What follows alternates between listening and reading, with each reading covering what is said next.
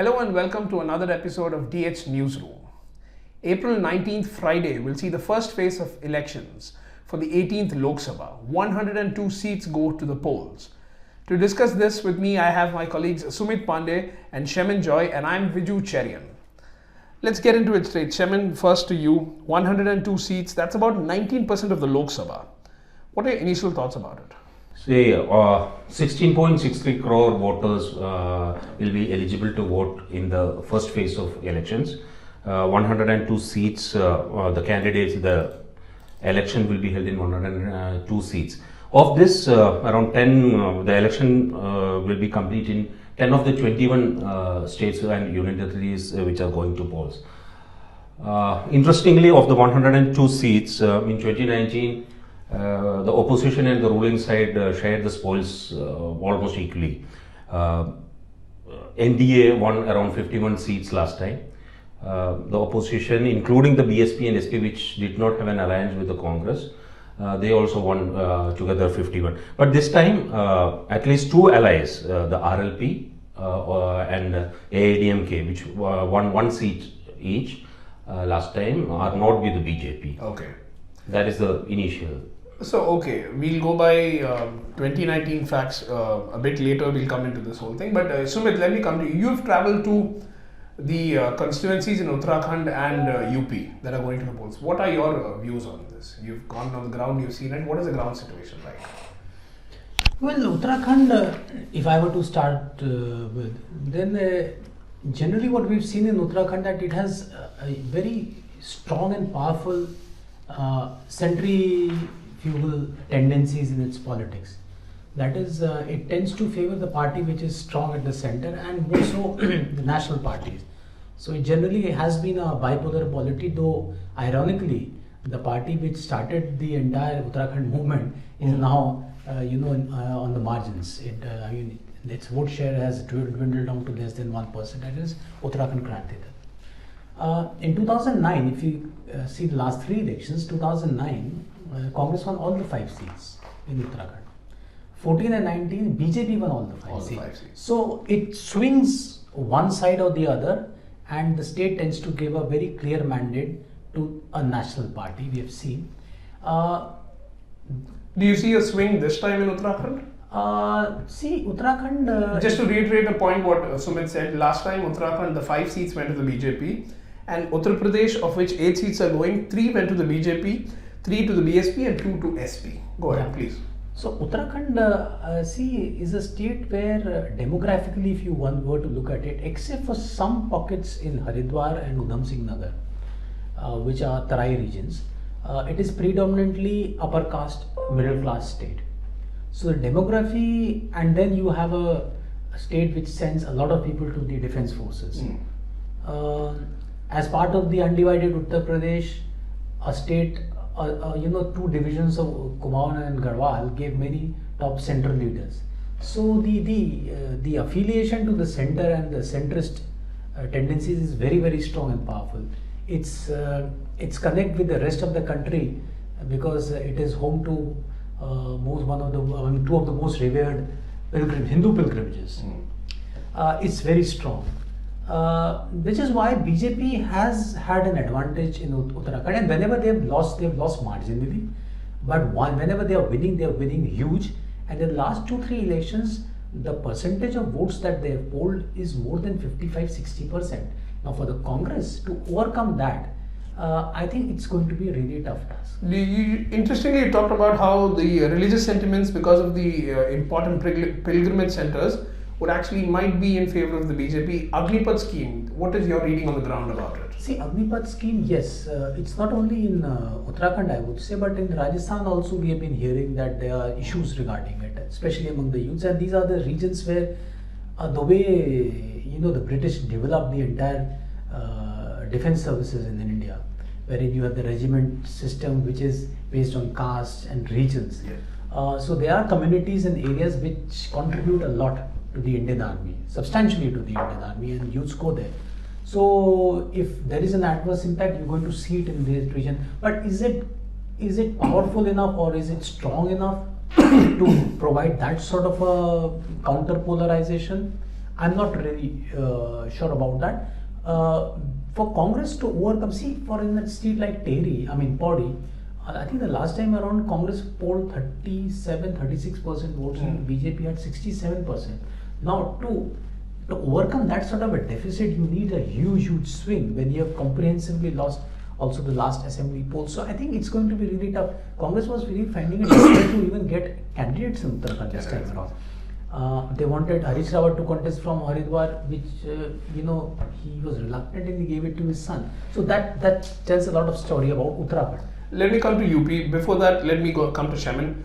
Shaman, the 51-51 divide that was seen in 2019 was mainly because you have 39 seats from the Tamil Nadu. All of them go to the polls on April 19th.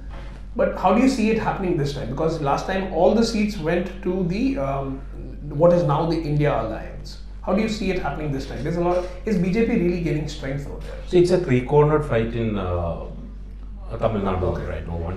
One is led by the DMK, the ruling side, then the AIDMK, the opposition, and BJP. See, last time AIDMK and BJP fought together, but this time they have split. Some parties are with AIDMK, some are with the BJP. BJP is banking heavily on Tamil Nadu. Tamil Nadu is one of the battleground states for them. They actually want to gain some foothold in Tamil Nadu because they have only Karnataka in the south where they get some seats. So they want to expand their territory, and they find Tamil Nadu as a possible ground from where they can win some votes. That is why they brought up the Kachati issue at one particular point of time, even though they couldn't do much. They think that they could win a couple of seats, but right now, I won't guess right now.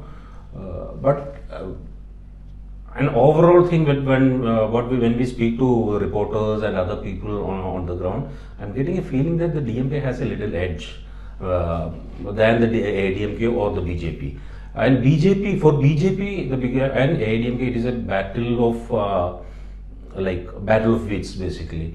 Because if BJP is gaining, that means it would be a problem for AIDMK. Okay.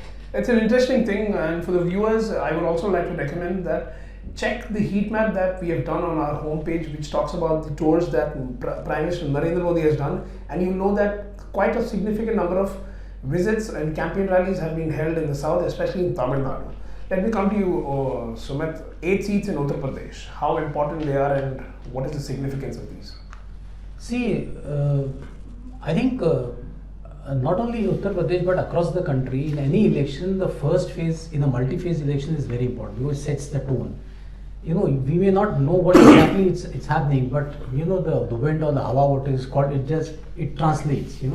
The polling parties move, the security forces move, they take a certain message from one area to the other, and Uttar Pradesh has been polling in 7 phases in Lok Sabha and Vidhan Sabha elections for a very long time now, for I think 4 or 5 elections.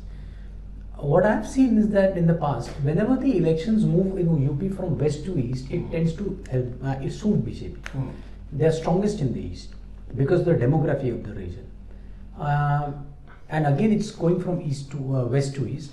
The last time around, 2019, SP and BSP had an alliance, and RLD also had an alliance. Now, which means the opposition was trying out a strategy wherein the 3 strong dominant communities in terms of numbers and also otherwise economically, socially, at least the Jats among them were coming together. The Jats of the RLD Ajit Singh's party, the Dalits and Muslims, which are in substantial number in Western UP in these seats. If you consider seats like Saharanpur, Nagina, Bijnor, I think Nagina is one seat where Muslims and Dalit alone would be more than 65%. In Saharanpur, I think it's 30% plus Muslims plus Dalits. If you include, it's 50% plus. So in these constituencies, we saw the impact of the alliance the last time around also, wherein Saharanpur BSP won, despite Congress Muslim candidate Imran getting almost 2.5 lakh votes. Okay. Bijnor BSP won, Nagina BSP won, Rampur Samajwadi Party won, its party strongman Azam Khan, Muradabad Samajwadi Party won. So these are the seats which BJP won, it won by a very narrow margin. Okay. Muzaffarnagar seat, Sanjeev Balyan, the union minister, could win for by over 4,500 votes. And this time he's seeking it. He's trying to re-election, but this time around there is no BSP. So BSP at least last time around would have brought to the opposition kitty a strong, vote bank somewhere between 2 to 3.54 lakh votes in every constituency. Whether BSP still has that sort of impact in the western parts of the region after having lost, to Vidhan Sabha, Lok Sabha elections is a question. If it doesn't have that sort of support amongst the community, where is that vote going? I mean, it's not in a polity, there is no vacuum. If the Dalit vote is disappointed, whether it is sitting at home, whether it is voting for any other political party. So I think these are the interesting things which one has to watch out for. But BJP in terms of machinery, in terms of campaign, in terms of preparations, in terms of ground level preparation, looks, to be very much there on their toes, working round the clock. The campaign is very, very brisk, and they are reacting very fast to situations. How it pans out is going to be interesting, because the anti-BJP voter is very silent this time around. Whether they come out in that large numbers and vote, and to what extent is the anti-BJP mobilization, we will have to see. But because BSP is contesting separately, it adds a new dimension to this election. I mean, it can't be compared to 2019. Any must-watch seat for you? I would want to see what happens in Nagina. Okay. There's one seat in Bijnor. Why so? Because Dalit politics post BSP, not only in India but outside, is at crossroads. Or not only Dalit, but I would say the subaltern politics. Now, that space which is lying vacant, Chandrashekhar Azad Ravan is trying to occupy for a very long time. Now, in electoral politics, the important thing is the critical tipping point on most occasions is the winning an election. When you show the ability to win elections, then your mobilization picks up exponentially. It's a seat which suits Ravan, though BSP has fielded a candidate, Samajwadi Party has fielded a candidate, but it's a seat where you have Muslims and the BJP has a candidate, but Muslims and Dalits alone are sufficient to win that constituency. So do you think Surendra Pal Singh from the BSP would actually cut? Obviously, there will be a split, because obviously BSP has an organization. Sitting seat also. Sitting seat there also, and a very strong organization. Bijnor is a seat from which has been represented by Mayawati. Bijnor has a very strong, an illustrious career of giving to very, powerful MPs. Meera Kumar won from Bijnor. Meera Kumar won an election from Bijnor, defeating Ramvilas Paswan and Mayawati in 80s. The way she entered politics. Mayawati has represented that seat. So, I think if Ravan were to win that Nagina seat, I think it's going to have a long-term impact on Dalit politics in particular, and in general, political situation in UP. Then I think there would be an alternative emerging to BSP also. Any seats across the country of the 102 seats that are going to the polls, anything that you are particularly watching? I'll be interested for the headline value. What happens in Pilibhit? Yes. Where Varun Gandhi was... in fact, Varun Gandhi won close to 60% of the vote share in 59.4 in 2019. This time it's Jiten Prasada. How do you... It will be interesting to see how things will pan out, because people thought that if BJP denies Varun Gandhi the ticket in Pilibhit, he may be he may jump into the fray as an independent candidate, either in Raebareli or if in Amethi, if Rahul Gandhi decides not to contest. But nothing has happened. His mother, Maneka Gandhi, has got a sitting seat. He is out of the race. He has said that he has written an open letter to the Pilibhit voters saying that he will not be contesting, but he will be present there. So I'll be... Has he campaigned over there? No, he hasn't. Has he campaigned for the BJP at all? Not at all. Okay, so that's... So that will be an interesting thing. So the results... And Jiten Prasad, don't forget, he was a former Congress person. Yes. I mean, Congress leader, Congress minister, Congress MP, and the son of very senior Congress leader, late Jitendra Prasad.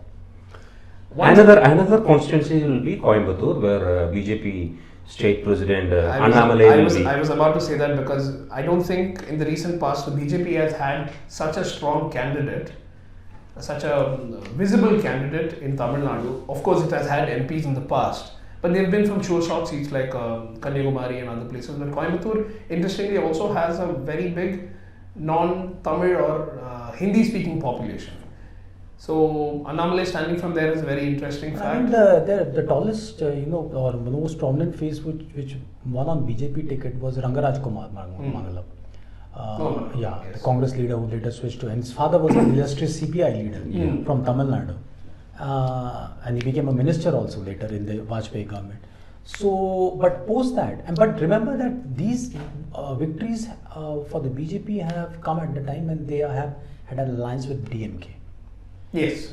So that's a factor. That's also why it's interesting, because this time the BJP is all on its own. It has alliance with smaller parties, but it is neither in an alliance with the DMK or the ADMK, which are the two main factions over there. Coimbatore, another interesting point is that it was a sitting seat of CPM. But DMK took over that particular seat this time, not just because of anything, because they thought that they were not strong in that particular area. This is what the left leaders told us. So they want to expand, and they want to show that, okay, we want to expand to this area also. And they gave a sitting same seat to the CPM. So in this particular contest, when BJP has fielded the strongest candidate in Tamil Nadu, DMK is also very working very hard to ensure that Annamalai is defeated, because the rise of Annamalai means a little trouble for DMK or the Dravidian party politics also. So Coimbatore will be a very interesting fight. I mean, Pilibhit maybe for the headline value or the Gandhi surname and all, but Coimbatore will be the most political battle in the south, I would say. But I think one state I think we should really watch out for is Rajasthan. And a lot of media reports also, 12 seats going to the polls, and a lot of media reports, see last time around BJP won 24 out of 25, one seat went to RLP, which is Hanuman Beniwal, supported by BJP. It was a clean sweep for the NDA. This time around what we are hearing is there are a lot of factors which have come into play. Interestingly, just 6 months after BJP won the elections, assembly elections there is a strong Jat sentiment. Beniwal is now on the sides of the Congress party. There is an undertone of the Rajput politics, which probably started from Purushottam Rupala's statement in Gujarat and has travelled across from western parts of the country to northwestern parts and central parts also. Then these are also the regions where, if at all, you would see the impact of Agniveer scheme. You're going to see, because these are the catchment areas for the Jat regiments and various other Rajput regiments. These are two strong communities who are part of the Rajasthan's demography. And then Congress seems to have conceded seats also in these regions. For example, in a place like Sikar, where I don't know whether it's in the first phase or not. It's in the first phase. They have considered a seat to a CPM candidate who has been Amraram, who is a former MLA. Now he has emerged as a consensus anti-BJP candidate in that region. The Congress seems to be working for his victory. So I think Rajasthan is one state. It's turning out to be very interesting. Beniwal's seat, Nagaur, is also in the first phase. Nagaur is one more seat I would like to add is Manipur's inner Manipur. Of course.